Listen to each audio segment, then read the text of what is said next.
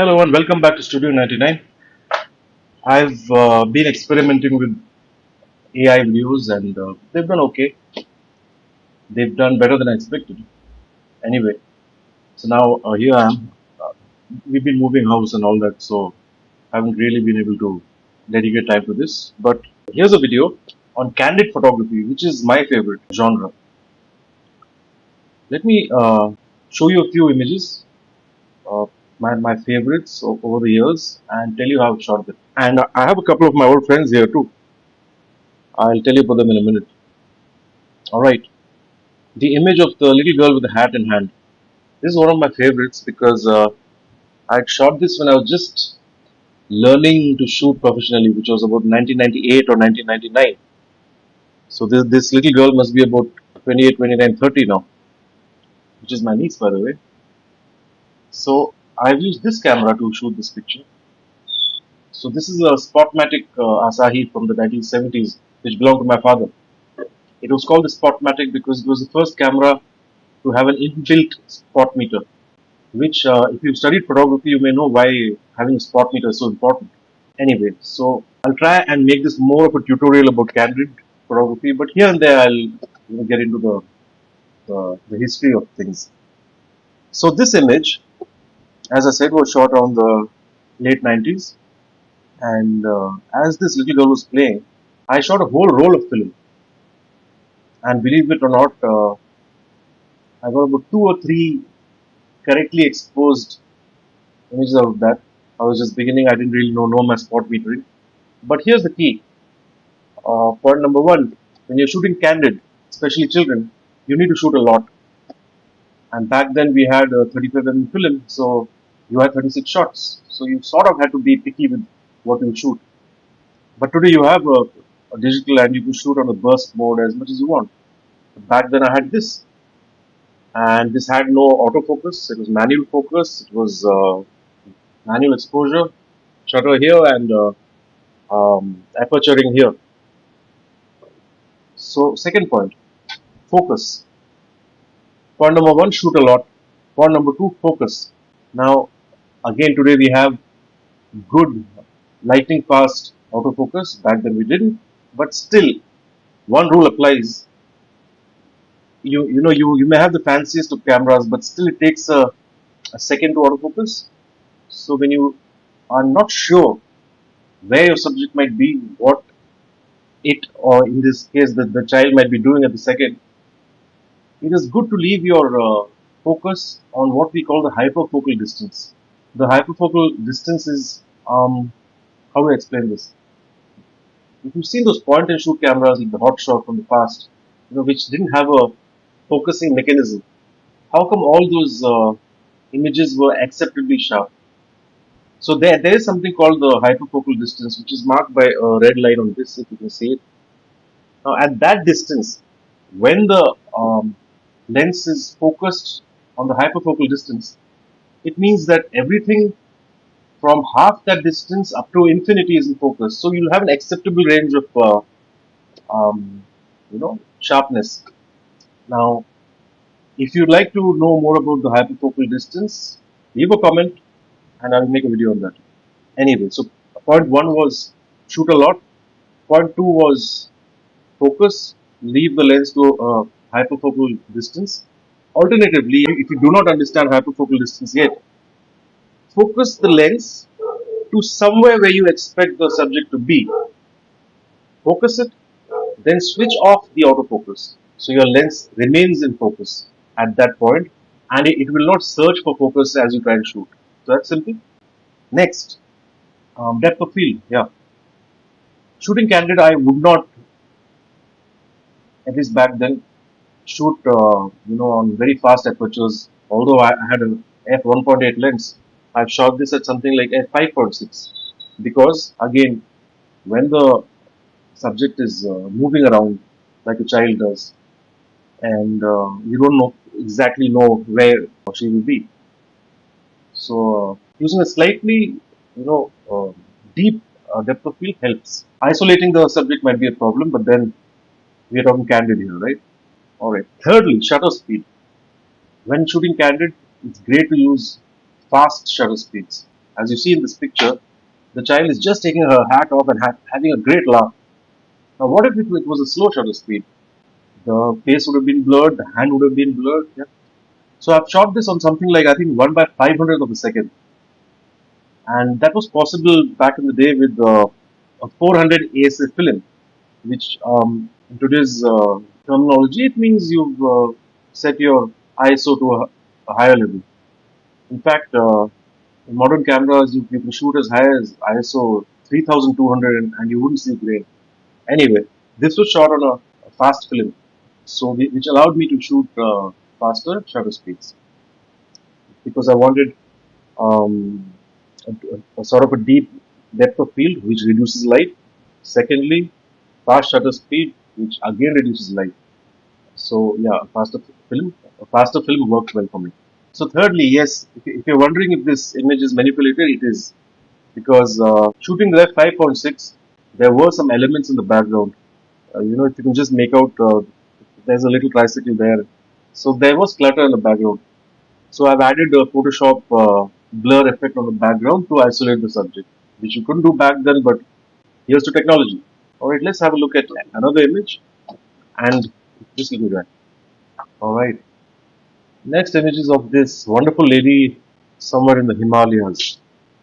Thanks to my students at Pune, I was taken along, or rather, I was in charge of my students when we went shooting in the Himachal many years ago. So there was this old lady who wasn't very comfortable having her picture taken, especially with people in her face. But this waist level camera, which is called the POA, yeah, so this is held like this. I mean, you can use it like this, but I held it like this, so waist level. So it wasn't in her face. So she was sort of acceptable with that, or maybe because she's an elderly person, she may have seen these earlier, who knows. But she was okay with shooting with this. Again, it wasn't like historical days. I shot this about 10 years ago when digital was very much around. But yeah, I lugged around this to the Himalayas and it worked out for me. I captured this great image. Now, okay, that has nothing to do with candid photography. But yeah, again, it was shot at f5.6 again. It was shot quickly. I don't know when the lady would say stop shooting me. And shot on medium format film. As you can see, it's a square format, which is now the Instagram format. Shot in color. The film was scanned by, I must mention, a wonderful gentleman called Harish Malecha, who is no more. So he was an expert with processing film. I was lucky to have met him in Pune and Bombay.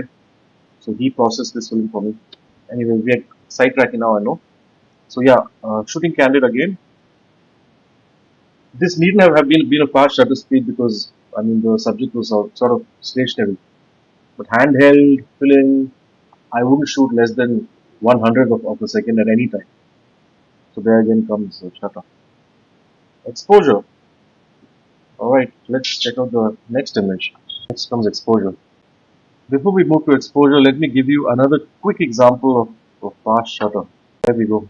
People playing football, or rather, yeah, playing football and heading the ball. What sort of a shutter speed do you think this was?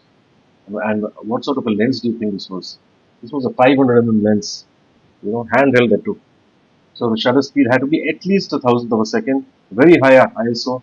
I remember I shot this with a Nikon D3S, which is an amazing camera at high ISO. So again, fast shutter. Let's get these two babies away.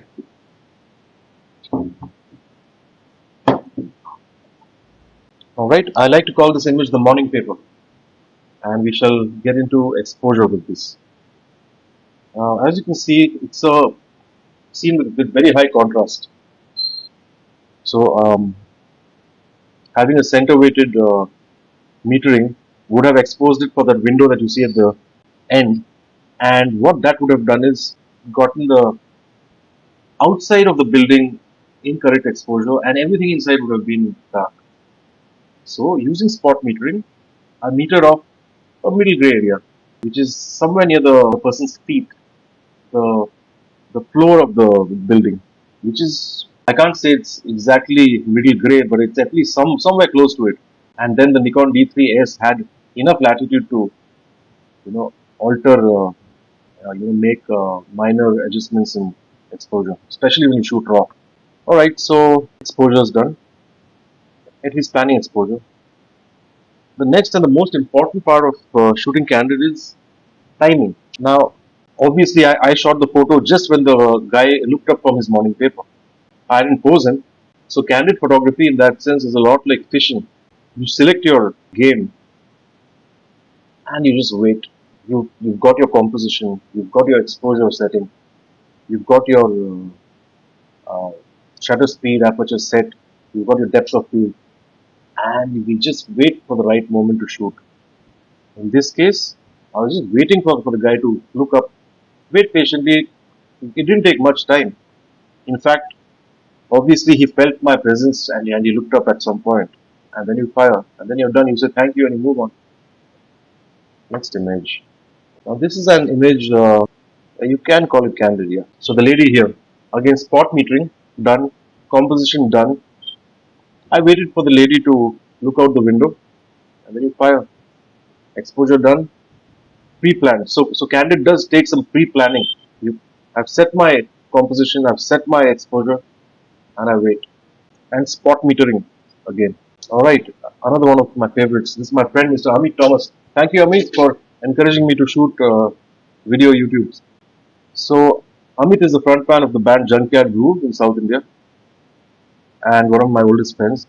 So here he was playing at a show, and again, this is not planned. It's obviously candid. I knew at some point he would come towards the front of the stage, so I positioned myself just below the stage, looking up. Exposure done. I've got backlights to the stage. I know the guy is going to show up here. Autofocus was on because with musicians, I mean, they are going to spend a couple of seconds at the front. So the composition was made, rough exposure calculated. Again, this was shot with the Canon Mark II, 5D Mark II, which again is great camera, fast autofocus, and great exposure latitude. So yeah, timing again. How about something a little more tricky? All right, a ramp show. This is a model in Bangalore. I think her name is Jackie. Photographed in the Bangalore Fashion Week. How do you focus? When a person is walking down a ramp, there is tracking focus, yes, but this was shot with the Nikon D90. I don't remember if it had focus tracking or I didn't know how to use it back then. So I again got my exposure, got my composition, nice leading lines on the top of the frame. But in any ramp shows, the model walks towards the end of the ramp, stops there, makes a twirl, and walks back. So they spend enough time at the end of the ramp. So when one model stops there for a second, I've got my focus to that point. Then I switched off the autofocus. And every time a model comes, I'm ready with my focus, with my composition, with my exposure. Another image of Jackie. Alright, here's a wedding image, Mr. Vijay William. As you can see here, there's a nice bouquet effect in the front. So in a wedding, you know where what lane, what carpet the couple is going to walk down as they're done. So you just got to sit and wait, again, like fishing. So the frame is composed, the exposure is calculated, and I wanted these flowers in the front out of focus. I positioned myself, I got my frame, knowing they're going to walk by. Simple enough. Exposure, timing, autofocus, off focus, manual focus, and you're sorted. So with candid photography, you sort of need to predict where the subject is going to be in a minute or two. I think this video has already become longer than I intended it to be. So I'll stop with this. I just like to mention that I run a company called Studio 99 and I organize courses at colleges and schools. I'd also like to help any individual photographer or a group of friends to shoot better. If you're starting your career out or if you're a student of photography, reach out for workshops. You can leave a comment below and I'll get back. And if you like the video, if you've taken anything away from this video, please do subscribe, comment and share. Until next time.